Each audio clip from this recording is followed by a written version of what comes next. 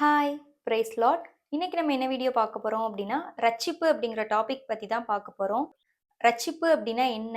நம்ம எப்படி ரட்சிக்கப்படணும்? நம்ம ரட்சிக்கப்பட்டுட்டோம் நமக்கு எப்படி தெரியும்? இந்த மாரிலாம் காமனா சில கொஸ்டின்ஸ் எல்லாருக்குமே இருக்கும். ஸோ நம்ம இன்னைக்கு அத பத்தி தான் பார்க்க போறோம். வாங்க வீடியோக்குள்ள போலாம்.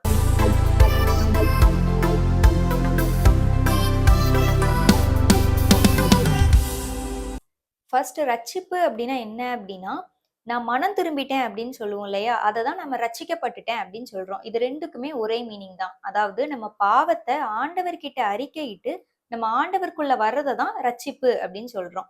ஓகே. செகண்ட், நான் கண்டிப்பா ரட்சிக்கப்படணுமா அப்படின்னு சொல்லிட்டு நெறைய பேருக்கு கொஸ்டின்ஸ் இருக்கும். அதாவது நான் கிறிஸ்டியன் ஃபேமிலில தான் வளர்ந்தேன். நான் கிறிஸ்டியன் தான். நானும் கண்டிப்பா ரட்சிக்கப்படணுமா அப்படின்னு சொல்லிட்டு இருக்கும்.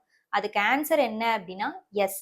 நம்ம எல்லாருமே ரட்சிக்கப்படணும். அதாவது நம்ம எந்த ஃபேமிலில இருந்து வந்தாலுமே நம்ம பாவியா தான் பிறக்கிறோம் அப்படின்னு சொல்லிட்டு பைபிள்ல இருக்கு. சங்கீதம் 51வது அதிகாரம் 5வது வசனத்திலையும், ரோமர் 3வது அதிகாரம் 10, 11, 12, 23வது வசனத்திலையும் சொல்லப்பட்டிருக்கு.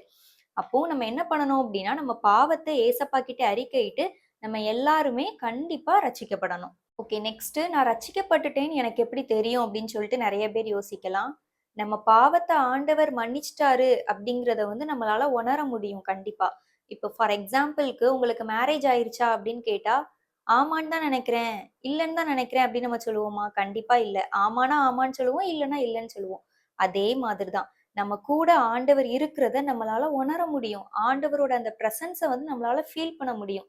ஸோ நம்ம ரட்சிக்கப்பட்டுட்டோம் அப்படின்னா, நம்ம மனசுல ஒரு சமாதானம் இருக்கும். ஆண்டவர் நம்ம கூட இருக்கிறாரு அப்படிங்கிற அந்த விசுவாசம் நமக்குள்ள இருக்கும். ஓகே. ஃபைனலா எல்லாருக்குமே இந்த கொஸ்டின் இருக்கும். என்ன அப்டின்னா, ஏசப்பா என்னுடைய பாவத்துக்காகவும், சாபத்துக்காகவும் அன்னைக்கே ரத்தம் சிந்தி மரிச்சு உயிர்த்தெழுந்துட்டாரே!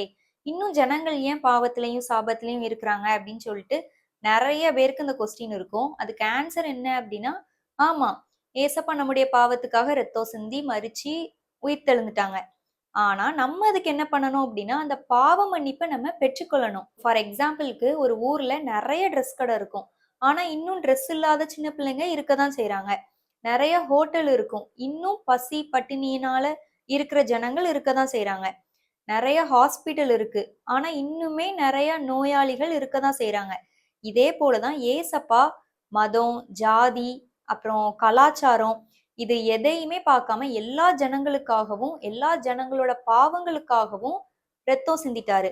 ஆனா, நம்ம என்ன பண்ணணும் அப்டின்னா, அத விசுவாசிச்சு இது நமக்காக தான் அப்டின்னு சொல்லிட்டு விசுவாசிச்சு நம்ம அந்த பாவ மன்னிப்ப பெற்றுக்கொள்ளணும்.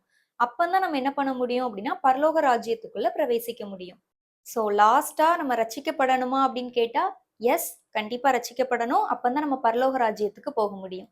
இந்த வீடியோ பிடிச்சிருந்துச்சு அப்படின்னா, மறக்காம லைக் பண்ணிட்டு சப்ஸ்கிரைப் பண்ணிக்கோங்க. நெக்ஸ்ட் வீடியோல பார்க்கலாம். God bless you. பாய்.